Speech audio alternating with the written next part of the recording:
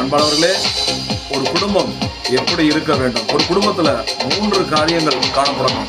உண்மையாகவே ஒரு குடும்பத்துல உண்மையான ஒரு அன்பு இருக்கணும், உண்மையான சமாதானம் இருக்கணும், ஒருவருக்கொருவர் விட்டு கொடுக்காத காரியம் ஒரு குடும்பத்தில் இருக்கும் பொழுது உன்னதமான ஒரு குடும்பமாக, ஒரு பரிசுத்தமான ஒரு பட்டறையாக, நிறுவனமாக இந்த குடும்பம் காணப்படுங்க. அன்பானவர்களே, நம் குடும்பத்துல கணவன் எப்படி இருக்கணும், மனைவி எப்படி இருக்கணும், பிள்ளைகள் எப்படி இருக்கணும் என்கிற பைபிள்ல நிறைய ஆலோசனை கொடுக்கப்பட்டிருக்குது. கணவனை குறித்து சொல்லும் பொழுது மனைவிக்கு துணையாக, மனைவிக்கு தலைவனாக இருக்க வேண்டும்.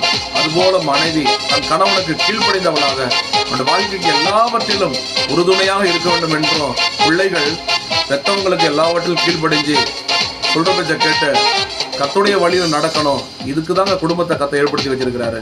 அப்ப கர்த்தர் விரும்புகிற குடும்பம் எப்படி இருக்கணும்னா, அருமையான பிள்ளைகளே, ஒரு பரஸ்பர ஒரு மரியாதை இருக்கணும். கணவன் மேல ஒரு மரியாதை, மனைவி மேல ஒரு மரியாதை, பிள்ளைகள் பெற்றவங்க மேல ஒரு மரியாதையும் கணத்தையும் கொடுக்கிறவர்களாக இருக்கணும்.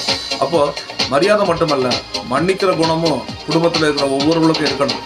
அது மட்டுமல்ல, ஒருவருக்கு ஒருவர் உதவி செய்து நம்ம கர்த்தர் விரும்புகிற ஒரு குடும்பமாக இருக்கும்படி அந்த குடும்பத்தை நம்ம